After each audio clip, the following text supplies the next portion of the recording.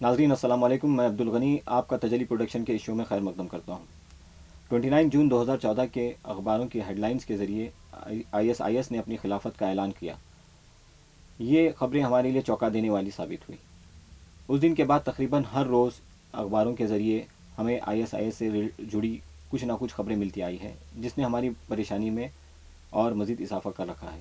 دوسری طرف کچھ نوجوان جہاں اسلامک اسٹیٹ اور خلافت جیسی ٹرمینالوجیز سے متاثر ہو رہے ہیں، وہیں یہ ٹرمینالوجیز ان کی کنفیوژن کا باعث بھی بن رہی ہے۔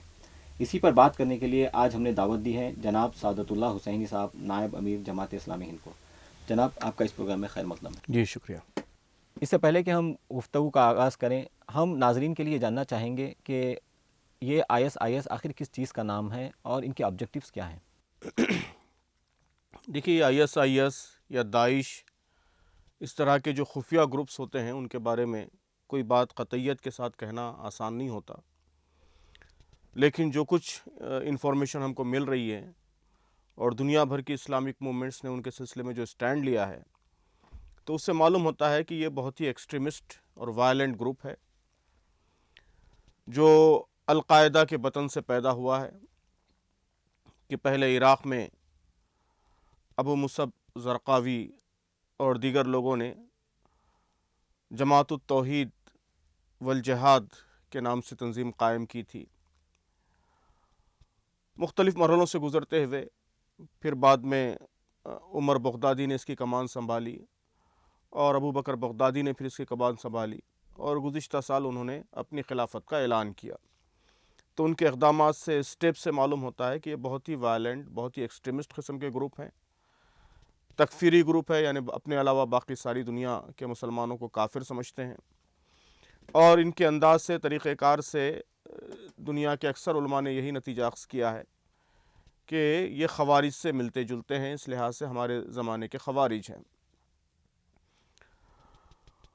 اور ابھی تک جو کچھ ان کے اقدامات رہے ہیں، جو کچھ ان کے کام رہے ہیں، تو اس سے یہ بھی اندازہ ہوتا ہے کہ انہوں نے جتنا نقصان اسلام دشمن قوتوں کو پہنچایا ہے، اس سے کہیں زیادہ نقصان مسلمانوں کو، اسلام کو پہنچایا ہے۔ تو اصلاً یہ اسلام کے دشمن ہیں، مسلمانوں کے دشمن ہیں۔ کہ شام میں جن علاقوں پر انہوں نے قبضہ کیا ہے، وہ سارے کے سارے وہ علاقے ہیں جو شام کے ریزسٹنس گروپس، وہاں کے اپوزیشن کے قبضے میں تھے۔ شام کا فرعون ابو بشار الاسد، جس نے وہاں کی لوگوں کی زندگیاں اجیرن کر رکھی ہیں، اس سے کوئی علاقہ انہوں نے نہیں چھینا ہے، بلکہ وہاں کی اسلامی تنظیمیں، جو اپوزیشن تنظیمیں ہیں، ان سے سارے علاقے چھینے۔ عراق میں، شام میں جن لوگوں کو چن چن کر وہ مار رہے ہیں، قتل کر رہے ہیں، وہ سب زیادہ تر اخوان کے لوگ ہیں، اسلامی تحریکوں سے متعلق لوگ ہیں۔ اسرائیل کو انہوں نے ابھی تک کوئی نقصان پہنچایا ہو، اس کا کوئی ریکارڈ موجود نہیں ہے۔ اس کے مقابلے میں حماس مستقل ان کے نشانے پر ہے، اس کے خلاف کفر کے فتوے صادر کر رہے ہیں، نشانہ بنا رہے ہیں۔ بمباریوں کی بھی رپورٹیں، بعض جو بمباریاں ہوئی ہیں حماس کے ٹھکانوں پر، تو وہ بھی ISIS وغیرہ کی طرف منسوب کی گئی ہیں۔ تو ان سب چیزوں سے معلوم ہوتا ہے کہ یہ اسلام کے، مسلمانوں کے دشمن ہیں۔ اس لحاظ سے اس اندیشے کو بھی تقویت ملتی ہے، یہ بعض لوگوں کا یہ بھی گیس ہے، اور اسٹرنگتھن ہوتا ہے یہ گیس اس سچویشن سے، کہ یہ اسلام دشمن طاقتوں کے ایجنٹ ہیں۔ ظاہر ہے کہ ہمارے پاس کوئی کنفرم معلومات نہیں ہے، لیکن جو کچھ ان کے سٹیپس رہے ہیں اور جو ان کے ٹارگیٹس رہے ہیں، جن لوگوں کو انہوں نے نقصان پہنچایا ہے، اس سے اندازہ یہی ہوتا ہے کہ یہ اسلام دشمن طاقتوں کے ہاتھوں میں کھیل رہے ہیں۔ تو دنیا میں اسلام کے سلسلے میں جو فضا پیدا ہو رہی ہے، جس طرح لوگ اسلام کی طرف متوجہ ہو رہے ہیں اور اسلام کے لیے، اسلامی تحریکوں کے لیے راہ ہموار ہو رہی ہے، تو اس کے نتیجے میں اس طرح کی طاقتیں، اس طرح کی قوتیں اسلام کو بڑے پیمانے پر بدنام کرنے کا ذریعہ بن رہی ہیں۔ یہ بھی ایک نقصان ہے جو وہ اسلام کو پہنچا رہے ہیں ساری دنیا میں۔ پھر ٹائمنگ، کہ جب اس پورے علاقے میں عرب اسپرنگ کا غلغلہ تھا، عرب اسپرنگ اپنے عروج پر تھی، اور ایسا محسوس ہوتا تھا کہ چند سالوں کے اندر پوری عرب دنیا اس عرب بہار سے متاثر ہوگی، اور یہاں اسلام پسند طاقتیں، اسلامک فورسز ڈومینیٹ ہوں گی۔ ٹھیک اسی موقع پر اس کا ظہور ہوا، یہ ایمرج ہوئے۔ تو یہ سارے انڈیکیٹرز ہیں، اور یہ انڈیکیٹ کرتے ہیں اس بات کی طرف کہ یہ اسلام کو، مسلمانوں کو نقصان پہنچانے والے ہیں، اور اسلام اور مسلمانوں کے دشمن۔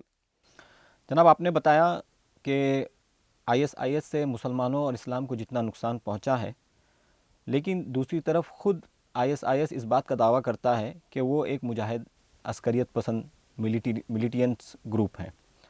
تو کیا یہ واقعتاً جہاد ہے؟ اگر نہیں تو پھر اسلامی فلسفہ جہاد کیا ہے؟ جی،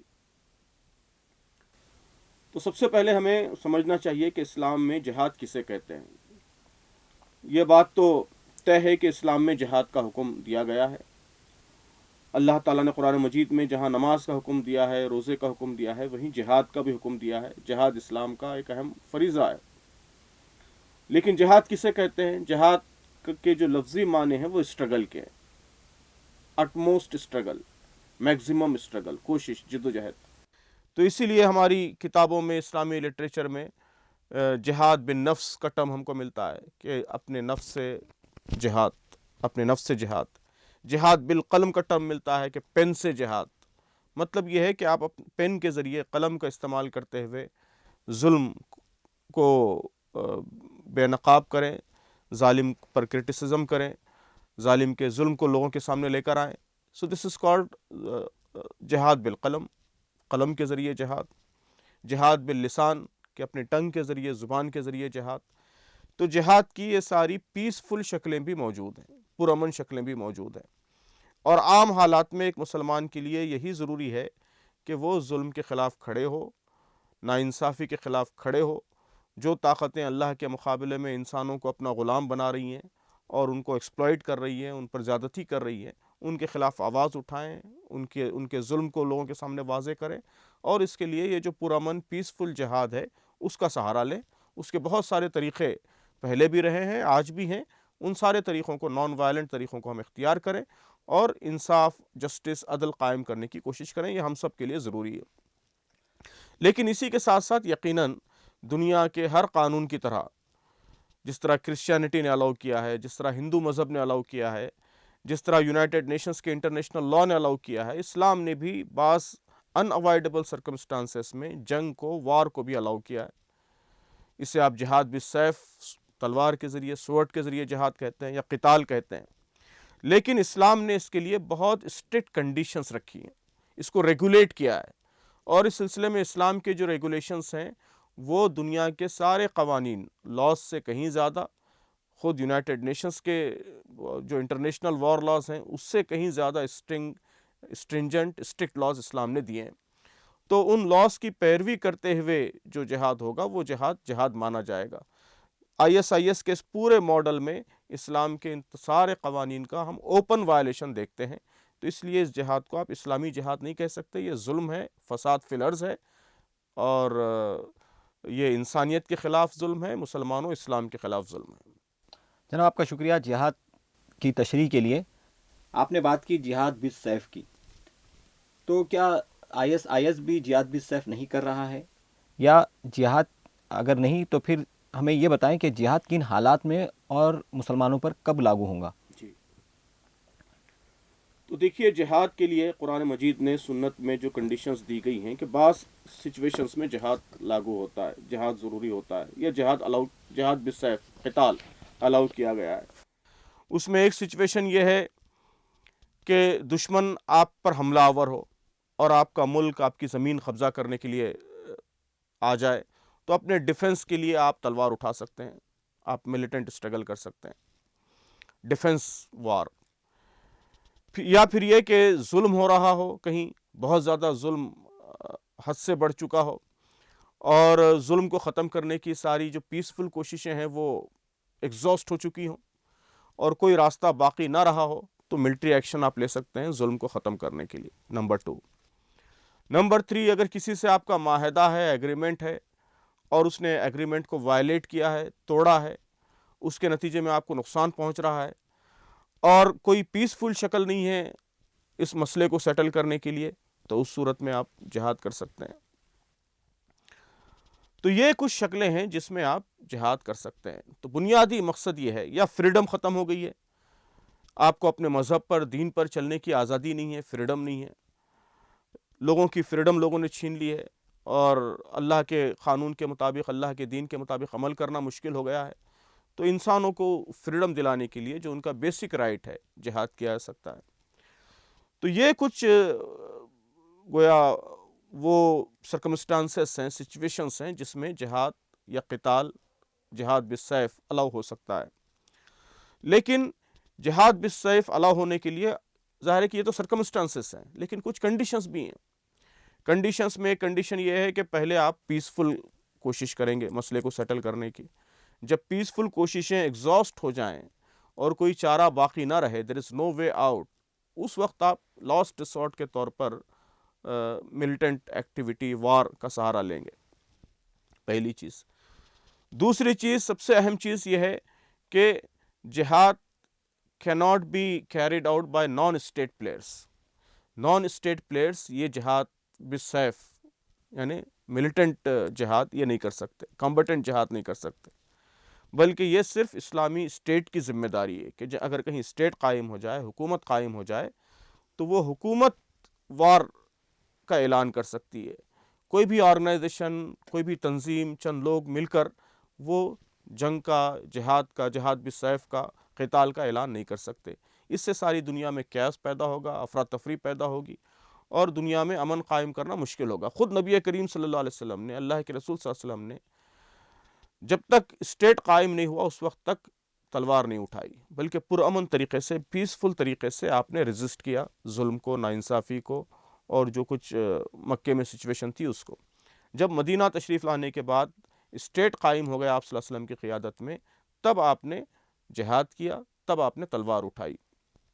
اس لیے مسلم علماء کا اس پر اجماع ہے، اتفاق ہے، پورے 1400 برس کی تاریخ میں ایک سے زائد ریفرنسز دیے جا سکتے ہیں کہ جہاد جو ہے وہ صرف اسلامی ریاست کر سکتی ہے، اسٹیٹ کر سکتا ہے. نان اسٹیٹ پلیئرز وہ جہاد کا اعلان نہیں کر سکتے. البتہ کوئی بہت ایکسٹراڈینری سچویشن ہو، حقوق مارے جائیں، ناانصافی حد سے زیادہ ہو، تو سارے مسلمان، وہاں کی ساری مسلم آبادی مل کر، علماء مل کر اتفاق رائے سے فیصلہ کریں تو ایسی بعض شکلیں ہو سکتی ہیں. لیکن عام حالات میں یہ ایک اسٹیٹ کا پروویژن ہے، انڈیویجولز کا پروویژن نہیں ہے. اسلام کے بہت سے احکام ایسے ہیں جو اسٹیٹ کے ساتھ مشروط ہیں کہ چور کا ہاتھ کاٹا جائے گا، ہاتھ کاٹنے کی سزا قرآن میں ہے موجود. لیکن اگر کوئی آرگنائزیشن اٹھ کر کھڑی ہو جائے، کوئی این جی او اٹھ کر کھڑی ہو جائے، چند لوگ اٹھ کے کھڑے ہو جائیں کہ ہم چور کے ہاتھ کاٹنا شروع کر دیں گے، تو یہ غیر معقول بات ہوگی. اس لیے کہ یہ جو حکم ہے وہ اسٹیٹ کے لیے ہے، انڈیویجولز کے لیے نہیں ہے، افراد کے لیے نہیں ہے، آرگنائزیشنز کے لیے نہیں ہے. تو اسی طرح قتال کا حکم بھی یہ اسٹیٹ کے لیے ہے، انڈیویجولز کے لیے، آرگنائزیشنز کے لیے نہیں ہے. اور تیسری امپورٹنٹ کنڈیشن یہ ہے کہ جو بھی جہاد ہوگا وہ علانیہ ہوگا، اوپن ہوگا، اوورٹ ہوگا. کوورٹ آپریشن کہ آپ سامنے سے معاہدے کریں، ایگریمنٹس کریں، اور پیچھے سے پھر گوریلا وار کریں، تو اس طرح کی وار کی اسلام میں کوئی گنجائش نہیں ہے. جہاد کے لیے ایک کنڈیشن ہے کہ it should be overt, it should be declared, warning کے ساتھ ہونا چاہیے، ڈکلیریشن کے ساتھ ہونا چاہیے، اور اسٹیٹ کو کرنا چاہیے. تو آپ دیکھتے ہیں کہ یہ ساری کنڈیشنز یہاں پر وائلیٹ ہو رہی ہیں. یہ کوئی اسٹیٹ پلیئرز نہیں تھے، نان اسٹیٹ پلیئرز ہیں. وہاں پہ اسٹیٹ موجود ہے، شام میں بھی، عراق میں بھی. اس کے مقابلے میں نان اسٹیٹ پلیئرز ہیں جو اس میں انڈلج ہو رہے ہیں، اور کوورٹ آپریشنز ہو رہے ہیں. اور پھر جو مقاصد ہیں وہ مقاصد بھی وہ مقاصد نہیں ہیں جس کا اسلام اعلان کرتا ہے. جناب، جن حالات کا آپ نے ذکر کیا، جن حالات میں جہاد واجب ہوتا ہے، لاگو ہوتا ہے، ہم دیکھتے ہیں کہ فلسطین میں یہ تمام حالات پائے جاتے ہیں. تو کیا فلسطین والوں کے لیے جہاد لازم آئے گا؟ نہیں، فلسطین میں تو ہو رہا ہے. فلسطین کی سچویشن ایک بالکل مختلف ہے کہ وہاں پہ ایک اسٹیٹ موجود تھا پہلے سے. 1948 میں فلسطینی ریاست موجود تھی، اس پر قبضہ کیا گیا. اس پر باہر کے لوگ آ کر، جو نہ وہاں کے سٹیزن ہیں، جن کا نہ وہاں سے کوئی تعلق ہے، انہوں نے آ کر قبضہ کیا، اور اس کو وہ ریزسٹ کر رہے ہیں. اس قبضے کو، اس امپیریلسٹ گویا پلان کو وہ ریزسٹ کر رہے ہیں، اور آزادی کی لڑائی، فریڈم فائٹ وہ لڑ رہے ہیں. اور ان کو ایک اسٹیٹ کے طور پر پوری اسلامی دنیا، بلکہ پوری دنیا کا ایک بڑا طبقہ قبول کرتا ہے کہ آج بھی فلسطینی اسٹیٹ کو اقوام متحدہ کے جو ممبرس ممالک ہیں ان کی میجورٹی تسلیم کرتی ہے. اس سے پہلے اسٹیٹ نہیں تھا، لیکن پی ایل او کو ایک باقاعدہ فلسطینی عوام کے نمائندے کے طور پر ساری دنیا نے قبول کر رکھا تھا. ان کے مشنز ہوا کرتے تھے دنیا کے سارے ملکوں میں. تو ان کی حیثیت ٹوٹلی ایک نان اسٹیٹ پلیئر کی نہیں تھی، بلکہ ایک دوسرے اسٹیٹ ایک ایگریسر اسٹیٹ کے مقابلے میں وہ ریزسٹنس کی لڑائی، مزاحمت کی لڑائی، فریڈم کی لڑائی لڑ رہے تھے. وہ لڑائی بالکل جائز لڑائی ہے، لیکن یہاں سچویشن ایک بالکل مختلف ہے. جناب، جبکہ ISIS نے اپنی خلافت کا اعلان کر دیا ہے تو کچھ گروپ کا ماننا یہ ہے کہ جبکہ خلافت قائم ہو چکی ہے تو ہمیں ان کی مخالفت کے بجائے ان کی تائید کرنی چاہیے. بہرحال کچھ خامیاں تو ان میں ہوں گی، اس بات کو آپ کیسے لیتے ہیں؟ جی، خامیاں ہونا تو ایک سیکنڈری بات ہے، لیکن پہلی بات تو یہ ہے کہ خلافت کیسے قائم ہوئی. اگر کوئی بھی 4 لوگ یا 10 لوگ یا 1000 لوگ یا 10,000 لوگ مل کے جو ہے وہ خلافت کا اعلان کر دیں تو کیا ساری دنیا کے مسلمان ان کی خلافت کے پابند ہو جائیں گے؟ ظاہر ہے کہ یہ بات نہ شریعت سے میل کھاتی ہے، نہ کامن سینس سے، عقل سے میل کھاتی ہے. تو یہ مسلمانوں کے اتحاد سے یہ ادارہ قائم ہوا ہے، خلافت قائم ہوئی ہے، اس کا مطلب اس کا دور دور تک کوئی امکان نہیں ہے، بلکہ اس کے بالمقابل مسلمانوں نے اتفاق رائے سے اس کو ریجیکٹ کیا ہے، اس کو کنڈیم کیا ہے کہ دنیا میں 99% مسلمان اس کو کنڈیم کرتے ہیں، اس کو ریجیکٹ کرتے ہیں، اس کی حرکتوں کو ریجیکٹ کرتے ہیں. تو ایسی صورت میں خلافت کہاں سے قائم ہوئی اور کہاں سے پھر اطاعت کا، ماننے کا یا قبول کرنے کا سوال پیدا ہوتا ہے؟ تو یہ تو ایک شرپسند مفسد گروہ، چھوٹا سا گروہ کا کام ہے جو اسلام کو نقصان پہنچانے کے در پہ ہے، مسلمانوں کو بھی نقصان پہنچا رہا ہے جیسا کہ میں نے عرض کیا، اور سب سے بڑھ کر اسلام، اس کی امیج کو نقصان پہنچا رہا ہے. تو یہ تو مسلمانوں کی ریجیکشن کا، ان کے کنڈیمنیشن کا مستحق ہے، ان کے قبول کرنے کا ہرگز مستحق نہیں ہے. جناب، ان کا جو تشدد بھرا رویہ ہے کہ لوگوں کو ذبح کر دینا، عورتوں کو غلام بنا لینا، جلا کر مار دینا، اس بارے میں یہ کس حد تک جو ہے یہ مناقبت کرتا ہے؟ یہ خود اس بات کی دلیل ہے کہ ان کا اسلام سے کوئی تعلق نہیں ہے. ابھی میں نے آپ کے سامنے تفصیل سے بتایا کہ جہاد کسے کہتے ہیں، اور یہ جو کچھ کر رہے ہیں وہ کسی صورت جہاد سے میل نہیں کھاتا. جو لیجیٹیمیٹ وار ہوگی، میں نے ابھی بتایا آپ کو کہ ان کی یہ وار ہی اللیجیٹیمیٹ ہے، غیر قانونی جنگ ہے. لیکن اگر قانونی جنگ ہوگی، یعنی جتنی کنڈیشنز میں نے بتائی ہیں ان ساری کنڈیشنز کے ساتھ اگر مسلمانوں کا امیر کوئی اسٹیٹ جنگ کر رہا ہے، جہاد کر رہا ہے، تو اس جہاد کے دوران بھی اس کے لیے اسلام نے بہت اسٹرکٹ کنڈیشنز دی ہیں. اللہ کے نبی صلی اللہ علیہ وسلم نے فرمایا کہ لا تقتلوا طفلا صغیرا، کسی بچے کو مت مارو. لا تقتلوا شیخا فانیا، کسی بوڑھے آدمی کو مت مارو. عورتوں کو مت مارو. لا تقتلوا اصحاب الصوامع، کہ اگر لوگ اپنی عبادت گاہوں میں جا کر بیٹھ گئے ہیں تو ان کو مت مارو. لا ينبغي ان يعذب بالنار الا رب النار، کہ آگ میں جلا کر مارنا یہ کسی کے لیے جائز نہیں ہے سوائے اس کے جس نے آگ کو پیدا کیا ہے، یعنی صرف اللہ کا کام ہے وہ آگ میں جلائے، انسانوں کے لیے ہرگز جائز نہیں ہے. تو اللہ کے نبی صلی اللہ علیہ وسلم نے بہت کلیئر انسٹرکشنز دیے ہیں، اور ان انسٹرکشنز کو بعد میں خلفائے راشدین نے، اسلامی فوجوں نے بہت اسٹرکٹلی فالو کیا ہے کہ جو لڑائی ہوگی وہ صرف کمبیٹنٹ کے ساتھ ہوگی، یعنی جو ہتھیار اٹھا کر لڑنے کے لیے میدان میں آئے ہیں صرف ان سے لڑائی ہوگی. اور جو سویلینز ہیں، سٹیزنز ہیں، جن کے پاس ہتھیار نہیں ہیں، جو اپنے اپنے گھروں میں بیٹھے ہوئے ہیں، ان کو کسی صورت کوئی نقصان نہیں پہنچایا جائے گا. تو اللہ کے نبی صلی اللہ علیہ وسلم نے کنویں میں زہر ڈالنے سے منع کیا ہے. تو آپ تصور کیجئے کہ زہریلی گیسیں اور بایولوجیکل ویپنز اور کیمیکل ویپنز، اس کی اسلام میں کہاں گنجائش ہو سکتی ہے؟ تو یہ ساری حرکتیں اور یہ وحشیانہ رویے، یہ تشدد اور عام انسانوں کو تکلیف پہنچانے کی اور ان کو مارنے کی یہ کوششیں، اس کا اسلام سے دور دور تک کوئی تعلق نہیں ہے. اسلام کے تصور جہاد سے یہ چیز میل نہیں کھاتی، اور یہ حرکتیں وہی کر سکتا ہے جس کو اسلام اور اسلامی تعلیمات سے کوئی تعلق نہ ہو.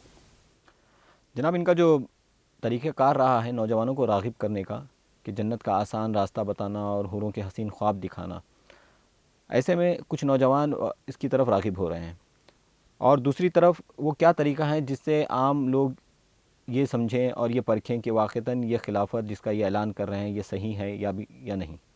جی، تو جہاں تک آپ کے پہلے سوال کا تعلق ہے، قرآن مجید میں یقیناً شہیدوں کے لیے جنت کا وعدہ ہے، اور شہید کا بہت بڑا مرتبہ ہے، غازی کا بھی بہت بڑا مرتبہ ہے، مجاہد کا بھی بہت بڑا مرتبہ ہے. لیکن یہ سارے مرتبے ان لوگوں کے لیے ہیں جو لیجیٹیمیٹ، جائز، شرعاً صحیح جہاد کے دوران جو شہید ہوئے ہوں یا جو اس جہاد میں حصہ لے رہے ہوں. میں نے ابھی آپ کے سامنے واضح کیا کہ یہ جہاد نہیں ہے، یہ ٹوٹلی فتنہ ہے، فساد ہے، اور زمین میں فساد برپا کرنے کی کوشش ہے۔ تو اللہ تعالیٰ نے قرآن میں، نبی کریم صلی اللہ علیہ وسلم نے اپنی حدیثوں میں اس طرح کے فساد سے سختی سے منع کیا ہے۔ جہاں شہید کے لیے جنت کی بشارت ہے، وہیں اس طرح کا فساد برپا کرنے والوں کے لیے اللہ کے غضب کی، جہنم کی بشارت بھی ہے۔ اللہ کے نبی صلی اللہ علیہ وسلم قرآن مجید میں جہاں جہاد کی اجازت دی گئی ہے تو یہ شرط لگائی گئی ہے کہ وَقَاتِلُوا فِي سَبِيلِ اللَّهِ الَّذِينَ يُقَاتِلُونَكُمْ وَلَا تَعْتَدُوا، کہ جن لوگوں نے تم سے جنگ کی ہے ان کے ساتھ جنگ کرو اللہ کی راہ میں، لیکن زیادتی نہ کرو، ان اللہ لا يحب المعتدین، کہ اللہ تعالیٰ زیادتی کرنے والوں کو پسند نہیں کرتا۔ الا لعنت اللہ علی الظالمین الذین یصدون عن سبیل اللہ ویبغونہا عوجا، کہ خدا کی لعنت ان ظالموں پر جو خدا کے بنائے ہوئے زندگی کے سیدھے راستے میں رکاوٹ ڈالتے ہیں اور اس کو ٹیڑھا کرنا چاہتے ہیں۔ قرآن مجید میں کہا گیا کہ لا تطیعوا امر المسرفین، کہ ان لوگوں کا ہرگز حکم نہ مانو جو اپنی جائز حد سے گزر گئے ہیں۔ الذین یفسدون فی الارض ولا یصلحون، کہ یہ وہ لوگ ہیں جو زمین میں فساد برپا کرتے ہیں اور اصلاح نہیں کرتے۔ تو جہاں جہاد کی فضیلت ہے وہیں فساد برپا کرنے والوں کی اطاعت کرنا، ان کا حصہ بننا یا اس کام میں معاونت کرنا، اس کا سخت کنڈیمنیشن بھی شریعت میں، قرآن حدیث میں موجود ہے۔ اللہ کے نبی صلی اللہ علیہ وسلم سے پوچھا گیا کہ فی سبیل اللہ جہاد کسے کہتے ہیں؟ اگر کوئی شخص مال کے لیے لڑ رہا ہے، یا کوئی شخص بہادری کی شہرت حاصل کرنے کے لیے لڑ رہا ہے، یا کسی کو کسی شخص سے گروہ سے دشمنی ہے، اس دشمنی کو چکانے کے لیے وہ لڑائی لڑ رہا ہے، انتقام کرنے کے لیے، انتقام کے جذبے سے لڑائی لڑ رہا ہے، تو کیا یہ جنگ اللہ کی راہ میں جنگ قرار پائے گی؟ تو اللہ کے نبی صلی اللہ علیہ وسلم نے صاف فرمایا کہ ہرگز نہیں، فی سبیل اللہ جہاد صرف وہ جہاد ہے جو خدا کا بول بالا کرنے کے لیے، جس کی کنڈیشنز میں نے آپ کے سامنے واضح کر دی ہیں۔ نبی کریم صلی اللہ علیہ وسلم نے فرمایا کہ اگر کسی شخص نے جنگ کی اور اس کے دل میں اونٹ باندھنے کی ایک رسی حاصل کرنے کی بھی نیت ہوئی تو اس کا اجر ضائع ہو گیا۔ تو اللہ کے دین کے غلبے کے لیے اور اللہ کے احکام کے مطابق جو جہاد ہوگا وہ جہاد قرار پائے گا، اور اس کے مقابلے میں جو فساد فتنہ پیدا کیا جائے گا وہ دوزخ میں لے جانے کا موجب ہوگا۔ دنیا میں بھی اس کے نتیجے میں تباہی آئے گی، نہ صرف چند لوگوں کے لیے تباہی آئے گی، بلکہ جیسا کہ آپ دیکھ رہے ہیں کہ یہ لوگ پوری امت مسلمہ کے لیے آزمائش کا باعث بن رہے ہیں۔ تو یہ دنیا میں بھی تباہی کا راستہ ہے اور آخرت میں بھی تباہی کا راستہ ہے۔ تو ہمیں اپنے نوجوانوں کو دلائل کے ساتھ، قرآن و سنت کے دلائل کے ساتھ یہ بات سمجھانی چاہیے کہ یہ جو کچھ ہو رہا ہے یہ جہاد نہیں ہے، بلکہ یہ فساد ہے، اور فساد کے نتیجے میں حور نہیں ملتی بلکہ جہنم ملتا ہے۔ جہاں تک آپ کے دوسرے سوال کا تعلق ہے کہ خلافت کیسے قائم ہوتی ہے اور کیسے ہم مانیں کہ کوئی خلافت صحیح خلافت ہے یا نہیں ہے، تو سب سے پہلی چیز تو یہ کہ خلافت کے لیے بنیادی شرط یہ ہے کہ اسے مسلمانوں کی تائید حاصل ہو، مسلمانوں کی عظیم اکثریت کی کم سے کم تائید حاصل ہو۔ تو خلافت جب بھی قائم ہوگی وہ مسلمانوں کی رائے عامہ سے، ان کی تائید سے، ان کی بیعت سے قائم ہوگی۔ تو دنیا میں اس وقت 1.5 بلین مسلمان ہیں، ان کی عظیم اکثریت اگر کسی ذریعے سے اپنے میں سے کسی کو خلیفہ منتخب کرتی ہے، اس کے ہاتھ پر بیعت کرتی ہے، اس کی خلافت کو تسلیم کرتی ہے، تو وہ خلافت جائز خلافت مانی جائے گی۔ یہاں عظیم اکثریت تو چھوڑیے، کوئی معمولی اقلیت بھی نہیں ہے، کوئی شمار ہی نہیں ہے کہ IS کے جو میکزیمم اسٹیمیٹس ہیں وہ 40,000 45,000 لوگوں کے اسٹیمیٹس ہیں کہ ان کے ساتھ ہے۔ تو 150 کروڑ انسانوں کی امت میں 30-40 ہزار لوگ، یہ اس اقلیت کی کوئی حیثیت ہی نہیں ہے۔ تو خلافت جب بھی قائم ہوگی مسلمانوں کی اکثریت کی تائید سے قائم ہوگی، اور مسلمانوں کے لیے ضروری ہے کہ وہ اگر خلافت قائم کرنے کا جب بھی موقع آئے، پہلے تو اس کے لیے ضروری ہے کہ مسلمانوں کی ذہن سازی ہو، ان کا مزاج بنے، وہ اس کے لیے تیار ہوں، اس کے لیے فکر عام کی جائے، اس راہ میں جو رکاوٹیں ہیں وہ رکاوٹیں دور ہوں۔ اور پھر مسلمان جب بھی خلیفہ منتخب کریں گے، ایسے شخص کو خلیفہ منتخب کریں گے جو اسلامی تعلیمات کو نافذ کرنے والا ہو، خود بھی اسلامی تعلیمات کی پابندی کرنے والا ہو، اور پوری دنیا میں اپنے حکومت کے دائرے میں اسلامی قانون کو نافذ کرنے والا ہو۔ تو مسلمان ایسے ہی فرد کو خلیفہ منتخب کریں گے۔ جو شخص اس کھلے طریقے سے اسلامی قوانین کو وائلیٹ کر رہا ہے اور بنیادی قوانین کو، جہاد کے بنیادی اصولوں کو وائلیٹ کر رہا ہے، وہ ظاہر ہے کہ مسلمانوں کا خلیفہ بننے کا دعوے دار بھی نہیں ہو سکتا، مسلمان اس کے بارے میں سوچ بھی نہیں سکتے۔ جناب، ان کی جو تفریقی آئیڈیالوجی ہے، اپنے علاوہ تمام مسلمانوں کو کافر ٹھہرانا، جو ان کے ساتھ نہیں ہیں ان کو اسلام کے دائرے سے خارج قرار دینا، یہ بات کہاں تک درست ہے یا نہیں؟ یہ بھی ان کے گمراہ ہونے کی ایک دلیل ہے۔ میں نے ان کے گمراہ ہونے کی کئی دلائل بیان کیے، تو ان کی تکفیری آئیڈیالوجی یہ خود ان کے گمراہ ہونے کی دلیل ہے۔ یعنی اگر کوئی چھوٹا سا گروپ یہ سمجھتا ہے کہ صرف وہ حق پر ہے اور باقی دنیا کے سارے مسلمان کافر ہیں، یہ حق سے ہٹے ہوئے ہیں، تو اس کا یہ دعویٰ اس کے گمراہ ہونے کی دلیل ہے۔ اس لیے کہ نبی کریم صلی اللہ علیہ وسلم نے فرمایا کہ میری امت یہ جھوٹ پر باطل پر جمع نہیں ہو سکتی۔ اسی سے اجماع کا قانون نکلا اسلامی شریعت میں کہ اگر پورے مسلمان کسی بات پر جمع ہو جائیں تو وہ قانون بن جائے گا۔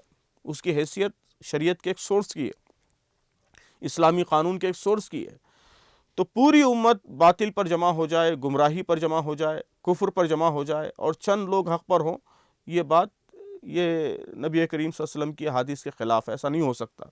اور جو شخص اس طرح کا عقیدہ رکھتا ہے، اس طرح کا دعویٰ کرتا ہے، وہ اس کی گمراہی کی دلیل ہے۔